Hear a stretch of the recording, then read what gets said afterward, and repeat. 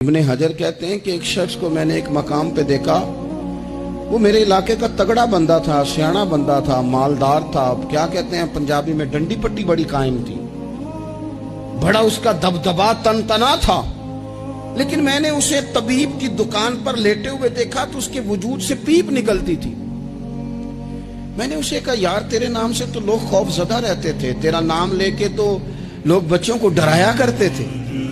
تیرے سے انسلاک رکھنے والے تو بازاروں میں گردنیں اونچی کر کے چلتے، تجھے کیا ہوا؟ تو کہنے لگا بس جب خدا کا حکم آیا، جب اللہ کی حکمت کا غلبہ ہوا، جب تک اس نے ڈھیل دی تو دی، لیکن جب وہ پکڑنے پہ آیا تو پھر حال یہ ہوا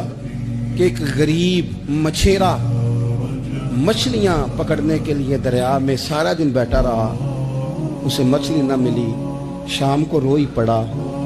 کہ مالک میرے تو بچوں کے پاس کھانے کو بھی کوئی شے نہیں۔ تو ایک مچھلی شام کو بڑی محنت کے بعد ایک بڑی مچھلی اس کے ہاتھ لگی۔ ان دنوں نہ مچھلیاں ملتی تھی نہ گوشت ملتا تھا، وہ بیچارہ ایک مچھلی لے کے جا رہا تھا اپنے گھر کی جانب، تو سامنے اسے میں آ گیا۔ جو طریقہ ہوتا ہے، کدھر لے کے جا رہے ہو، کہاں سے لی ہے؟ تو کہتے اس نے کہا صاحب مجھے پتا ہے آپ مجھ سے چھین لیں گے، لیکن میرے بچے صبح سے بھوکے ہیں،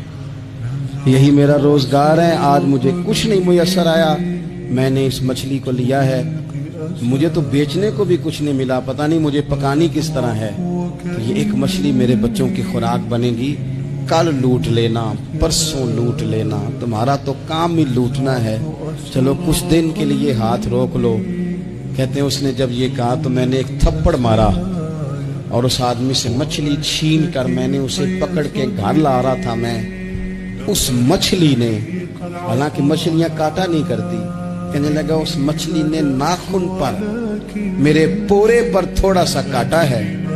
اور میں نے کہا کوئی بات نہیں، مچھلی ذرا بڑی تھی، اس نے کاٹ لیا، میں نے تھوڑی سی پٹی باندھی اور گھر والوں کو کہا مچھلی پکا دیں، انہوں نے پکائی، کھائی، کچھ پتہ ہی نہیں تھا، 2-4 دن گزرے ہیں تو زخم آگے بڑھنے لگا ہے۔ طبیب کو دکھایا ہے تو اس نے کہا یہ تو انگلی کاٹنی پڑے گی۔ کہتا ہے وہ انگلی کٹوائی، 1 ہفتہ نہیں گزرا تھا کہ زخم آگے بڑھا، تو پھر وہ ہاتھ کی طرف بڑھا، تو میں نے جا کے دکھایا تو اس نے کہا ہاتھ بھی کاٹنا پڑے گا، سارا بازو کٹوا چکا ہوں، رات کو نیند نہیں آتی، ایک لقمہ پیٹ میں نہیں گزرتا، میرے بچے، میرے بھتیجے، میرے بھائی، میرے عزیز گلی گلی اس غریب کو ڈھونڈتے پھرتے ہیں جس کا نام بھی ہم کوئی نہیں جانتے، تھک گئے تلاش کر کر کے، خدا جانے کہاں چھپ گیا اللہ کی اتنی بڑی زمین میں، وہ ملتا نہیں، میں سو نہیں پاتا۔ کہنے لگے شیخ میرے لیے دعا کر دو، مجھے کچھ نہیں چاہیے، بس وہ مجھے مل جائے اور میں اس سے معافی لے لوں، بس